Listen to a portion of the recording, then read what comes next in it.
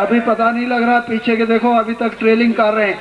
सदगुरुदेव भगवान की, सदगुरुदेव भगवान की, पूजनीय माता जी की, पूजनीय माता जी की, छोटे गुरुदेव की। ओम हर हर,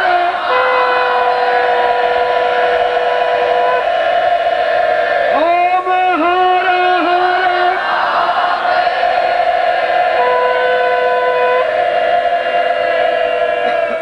जी की, आदरणीय छोटे गुरुदेव की।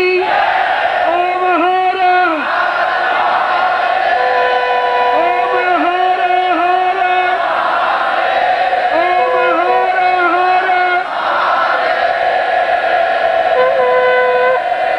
आदरणीय गुरुदेव जी। जो आप सब साधक हैं, मैं ये नहीं कह रहा हूं, पर साधक बनता है त्याग की पृष्ठभूमि पर, स्वार्थ की पृष्ठभूमि पर साधक नहीं बन सकता। घर बार छोड़ता है तो साधक बनता है, मोह छोड़ता है तो साधक बनता है, मन की गलत वृत्तियों को छोड़ता है तो साधक बनता है। इसलिए साधक का तात्पर्य है कि जो अनुरक्ति प्रदान करता है और उस प्रकार की दीक्षा या उस प्रकार का प्रयोग केवल उस दिन एक प्रयोग एक दीक्षा ही होगी, और उस दिन केवल उनको ही होगी जो साधक होंगे, जिनके कार्ड लगे हुए होंगे। इसलिए बाकी लोग फिर निराश नहीं होंगे। गुरु जी इतना महत्वपूर्ण क्षण 100 साल में आया और हम वंचित रह गए।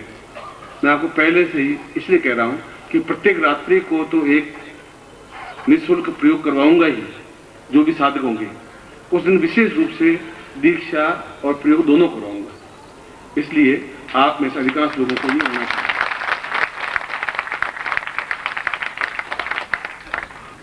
आपके साधक हैं, आप मेरे बेटे हैं, इस बात को मैं स्वीकार करता हूं।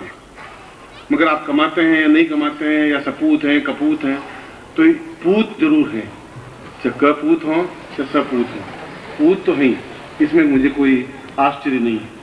मगर मैंने कहा कि 2 दिन आप मेरी आज्ञा मानिए और 363 दिन मैं आपकी आज्ञा मानूंगा, मगर इस बात का ध्यान रखना।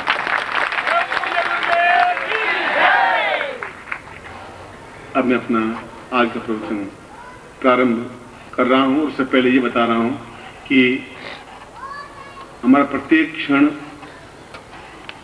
ज्यादा से ज्यादा साधनात्मक और दीक्षात्मक बने, और जो क्षण बचे वे गुरु के साथ आनंद उमंग उत्सव और मंजुलता के साथ व्यतीत करें। दोनों काम करने पड़ेंगे, दिन समय बहुत कम बनता है।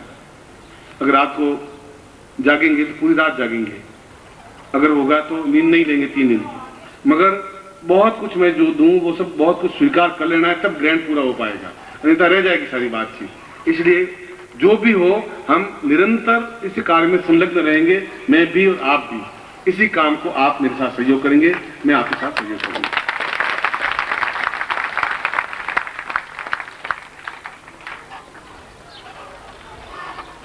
इसलिए रोज रात्रि को जो साधक हैं उनको मैं प्रयोग गोपनीय प्रयोग कराऊंगा, कल रात्रि को भी कराऊंगा, और परसों दीक्षा प्रयोग भी करवाऊंगा जो साधक होंगे।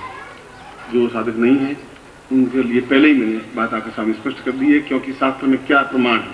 शास्त्र में प्रमाण है कि गुरु बिल्कुल स्वच्छता के साथ, पवित्रता के साथ शिष्य के सामने बैठे। तो मेरी ड्यूटी है कि मैं रुद्राक्ष पहन करके और पवित्र के साथ आपको बैठूं। जो शास्त्र में उल्लेख है उस ढंग से हम शास्त्रोचित मर्यादा के साथ व्यतीत होते हैं। शास्त्र में कहा है साधक हो। अर्जुन ने कहा कि मेरा धनुष क्यों नहीं उठ रहा है? कृष्ण ने कहा कि तुम साधक हो ही नहीं, तुम गुलाम हो, एक दास हो, एक मोहग्रस्त हो। तुम सोच रहे मेरे दादा है, मेरे चाचा है, मेरे काका है, ये मेरे मित्र है, ये कृष्ण मेरे साथी है, तुम मोहग्रस्त हो गए हो। साधक का कोई माँ बाप भाई बहन नहीं होता, उसकी एक लक्ष्य होता है कि गंतव्य स्थल तक। तुम्हें उस जगह भूल रहे हो, इसलिए तुम गांडी नहीं उठा पा रहे हो। तो कृष्ण ने भी साधक शब्द यूज किया। अपने शरीर को साधने की क्रिया तुम कर ही नहीं सकते। मैं भले 100 अवतार धारण कर लूं, एक कृष्ण रूप क्या 500 कृष्ण रूप धारण, तुम साधक नहीं बन सकते। जब तक तुम शरीर को साधोगे नहीं, मेरे सामने साधक बन करके खड़े नहीं हो पाओगे, तब तक मैं को दे भी नहीं पाऊंगा। यदि कहीं से कोई पानी का रेला आ रहा है, हम बिल्कुल कपड़े उसमें ढक दें, तो पानी आ ही नहीं सकता, रुक जाएगा। मैं देना भी चाहूंगा तो आप ग्रहण कर नहीं पाएंगे। इसलिए शास्त्र मर्यादा आपके सामने स्पष्ट की है, कोई आग्रह आपके सामने नहीं किया है। जो नहीं लिखा है वो नाम लिखवा दें, जिससे कि आप ज्यादा से ज्यादा पूरा वर्ष आपके लिए एक अद्वितीय बन सके। अब मैं कृष्ण के एक उपनिषद है, कृष्ण उपनिषद। कृष्ण अपने आप में एक विचित्र व्यक्तित्व हुआ है, और यदि मुझे देखा जाए तो अवतारों में से कृष्ण का व्यक्तित्व ही सबसे ज्यादा रुचिकर लगता है। सभी देवता अपने आप में महान है। देवता महान है इसलिए कि मनुष्य ही देवता बन सकता है, और देवता अपने आप में पूरे ब्रह्मांड में विचरण कर सकता है। मनुष्य जब देवता बनेगा तब स्वार्थ की धरती से ऊपर उठेगा, तब अपने आप को मैं दोनों क्रिया सिखाऊंगा कि आपका गृहस्थ जीवन भी पूर्ण सुखमय हो, मगर साथ ही साथ आपका साधक जीवन भी पूर्ण हो। खाली गृहस्थ नहीं रहे, खाली साधक भी नहीं रहे, दोनों का एक सामंजस्य आपके हो। मैं उस प्रयत्न में खाली लंगोट लगवाना नहीं सिखाना चाहता हूं। ऐसा भी नहीं चाहता आप मतलब एकदम लक्ष्मी के दास बन जाए, पाग डोलते उसके पीछे भटकते रहे और मर जाएं, ऐसा भी नहीं चाहता। इन दोनों के बीच में मन पर नियंत्रण करने की क्रिया आपको समझाता हूं। इसलिए कर्ण का चरित्र यह है कि उसने जो कुछ किया खुलेआम किया, छुप करके कुछ नहीं किया।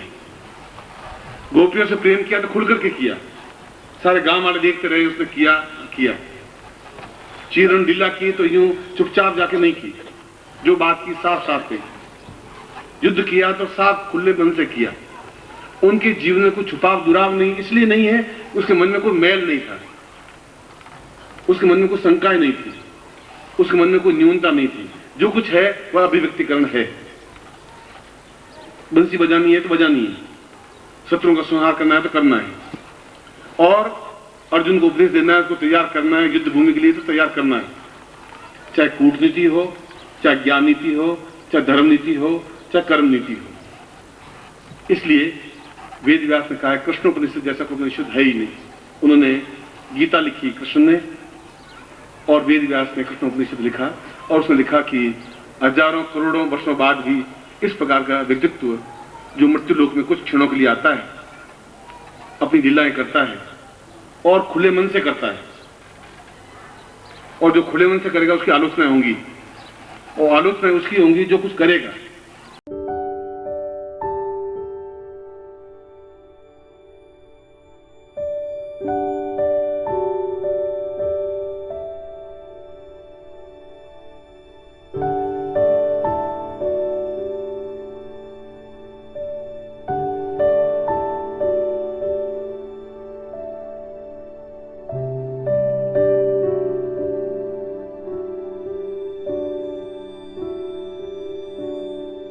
मरे हुए मुर्दे का आलोचना नहीं हो सकती। तो गौतम की आप क्या आलोचना करो, अस्त्र की क्या आलोचना करोगे, पुलिस की क्या आलोचना करोगे, उसको ध्यान नहीं हमें, और वे करेंगे भी क्या। यीशुलाल हलवाई पड़ोस में रहते उसकी आलोचना करोगे भी क्या, उसका नाम ही पता नहीं हमें। इसलिए आप कुछ करेंगे तो आलोचनाएं होंगी। मैं कहता हूं आपकी 10,000 आलोचनाएं हों और 10,000 आपके शत्रु बने, फिर भी आप विजयी बने, ये आशीर्वाद दे रहा हूं। शत्रु तो बने, विजयी बने। ऐसा जीवन क्या, मरा हुआ जीवन की कोई दुश्मन है ही नहीं। बस ये क्या जीवन हुआ था। रास्ते में कहा हुआ था कि माई एड़ा पूत जन शत्रु होए 50। ऐसा बेटा पैदा करना, शत्रु कम से कम 50 तो हो ही उसके, ऐसा बेटा पैदा करना, झुलमुल नहीं। इसलिए कि तुम कुछ कर पाओगे, इसलिए कि तुम्हें कुछ उपलब्धि प्राप्त हो पाएगी। उपलब्धि प्राप्त होगी, देवत्व प्राप्त हो पाएगा।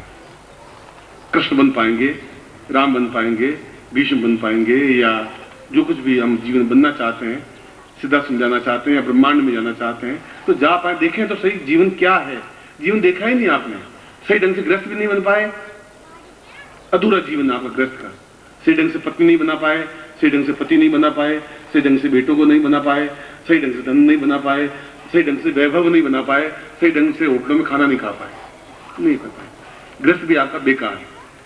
सन्यासी आप बन ही नहीं पाए। इसलिए सन्यासी जीवन में आपका जीवन, आपके पास क्या है, क्या 2 लाइन में लिखे तो आपके जीवन के पास क्या उपलब्धि क्या है। मैं तो 10,000 प्रश्न लिखूं तो भी कम पड़ेंगे, जिनके इतने उतार चढ़ाव हैं। आपकी पूरी जिंदगी के निचोड़ को लिखो तो क्या लिखेंगे कि 3 बच्चे, 25,000 रुपए बस, और पत्नी की गाली, इसके अलावा आपके पास है भी क्या। वो तो 1 लाइन में पूरे हो गए। जीवन आपके पास नहीं है। इसलिए जीवन को प्राप्त करना है तो फिर हमें एक नए रास्ते पर बढ़ना पड़ेगा। और इसीलिए कृष्ण उपनिषद में यही बात कही गई है, निर्भीक वै पर्वतां पर मंजुरुदोयम मंजुर पदां सैद्वदां सहितं सदैव दीर्घौ प्रसन्तां भवनेत्र रूपम निर्भीक रूपम परम शत्रु वै सदान्यम। कृष्ण कह रहे हैं कि जब 20 हाथ जोड़ के खड़े हो गए, उन्होंने कहा कि ये कौरव और पांडव आपको नहीं समझ पाए। किसी ने आपको मित्र कहा, किसी ने आपको शत्रु कहा, दुर्योधन ने आपको शत्रु कहा, अर्जुन ने साथी कहा, युधिष्ठिर ने आपको मित्र कहा, सखा कहा, द्रौपदी ने आपको सहायक कहा, मगर आप इन सबसे परे हैं। आपका जो ओरिजिनल रूप है, जो वास्तविकता है, वो मैं कुछ कुछ अंश एहसास कर रहा हूं। तो कृष्ण ने भी गीता में कहा, ये यथा माम प्रपदिस्ते ते तथा विम भजाम्यहम्। जो जिस ढंग से मुझे देखता है, मैं भी उसी ढंग से उसके साथ हो जाता हूं। यदि कोई मुझे प्रेमी के रूप में देखता है तो मैं उसका प्रेमी हो जाता हूं। कोई मुझे शत्रु के रूप में देखता है तो मैं उसका शत्रु हूं, घोर शत्रु हूं। कोई मित्र के रूप में देखता है, मैं उसका पूर्ण मित्र हूं। कोई सहायक के रूप में देखता है, जो जिस रूप से मुझे बचता है मैं उसी रूप में उसके साथ हो जाता हूं। तुम मुझे देवत्व के रूप में देखा है, इसे तुम्हारे ज्ञान नेत्र खुले हैं, इसे तुम्हारे सामने मैं साकार विराट रूप में हूं। अर्जुन ने मुझे सारथी रूप में देखा है, मैं सारथी हूं। दुर्योधन ने मुझे शत्रु के रूप में देखा है, मैं शत्रु हूं। ठीक वही स्थिति जो गीता में कही, ये यथा माम प्रपदिस्ते, जो जैसा मुझे देखता है, जिस आंखों से, जिस चिंतन से, जिस विचार से, वह वैसा ही उपलब्धि प्राप्त कर सकेगा। अगर कहेंगे गुरु जी सामान्य है तो आपको सामान्यता मिल पाएगी। यदि आप विशिष्टता देख पाएंगे तो आपको विशिष्टता मिल पाएगी। आप प्रेम देख पाएंगे, आप प्रेम मिल पाएगा। आप कुछ नहीं देख पाएंगे, आप कुछ नहीं मिल पाएगा। मैं तो उसी जगह खड़ा हूं। आप किस रूप में देखते हैं, और कोई रूप गलत नहीं होता। शत्रु रूप भी अपने आप में सही है, मित्र रूप भी सही है, प्रेम रूप भी सही है। हर चीज अपनी जगह सही। आंख की जगह आंख सही है, पैर की जगह पैर सही है। आप क्या चिंतन करते हैं उस पर डिपेंड है। इसलिए उसने कहा कि यह महाभारत युद्ध मैंने प्रारंभ करवाया तब हजारों आलोचनाएं हुई, भीष्म को कहा, मगर मैंने उस समय करवाया जब ग्रहण काल शुरू हुआ। हम कितने विपरीत जा रहे हैं, ग्रहण काल में कुछ करते नहीं, बैठ जाते हैं हाथ पे हाथ धरे, ग्रहण है अब कुछ नहीं करना चाहिए, पानी भी नहीं पीना चाहिए, खाना भी नहीं खाना चाहिए, खाना पकाते नहीं है, और हिंदू बिल्कुल अपने आप में घर जाके बैठ जाते हैं। सब तो है ग्रहण, स्वीकार करना, और हम उसको त्याग लिख दिया, छोड़ दिया। बिल्कुल विपरीत ध्रुव में ज्ञान ही नहीं रहा। इसलिए नहीं रहा, बीच में कोई गुरु की कड़ी मिली नहीं जो समझा सके कि ग्रहण है, ये त्याग नहीं है। राम जब युद्ध भूमि में करते करते थक गए, पसीना आ गया, तब उसने मुड़ करके देखा तो विश्वामित्र सामने खड़े थे। उसने कहा कि इस रावण को तो मार नहीं सकता, मैं मारता फिर सिर खड़ा हो जाता है।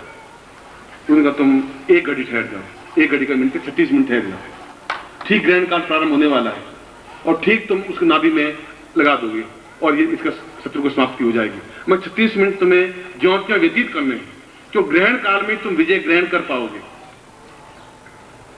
विष्णु संहिता को पढ़े।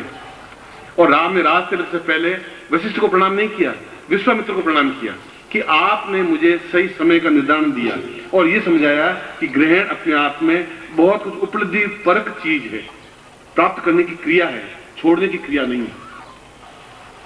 और हमारे लिए ये पूरा समय 1 महीने का ग्रहण काल था, और ग्रहण काल है क्योंकि अभी भी हम आमने सामने बैठे हैं। अभी भी 3 दिन का मतलब है 24 या 48 घंटे और 50-52-53 घंटे हमारे पास में है। अब उसमें गालियों को ग्रहण करें, गालियों को ग्रहण कर लीजिए, आलोचनाओं को ग्रहण करें, जो कुछ करेंगे वो आपको मिलेगा। मन की शंकाएं होंगी, शंकाएं प्राप्त हो पाएंगी, ज्ञान प्राप्त करेंगे तो ज्ञान प्राप्त हो पाएगा। ये श्री कृष्ण ने कहा है कि मैं बार बार जन्म लेना चाहता हूं और मनुष्य जीवन लेना चाहता हूं, ठीक गर्भ से जन्म लेना चाहता हूं, फिर नटखट बालक बनना चाहता हूं और शत्रुओं का मुस्कुराते हुए, हंसते हुए, खिलखिलाते हुए शत्रुओं को समाप्त करना चाहता हूं, पता ही नहीं पड़े। और मैं भी आपको ज्ञान देना चाहता हूं, कुनेन आप लेंगे नहीं तो शक्कर में घोल करके आपको कुनेन देना चाहता हूं, पर दूंगा जरूर, जिससे कि आप सफलता पा लें।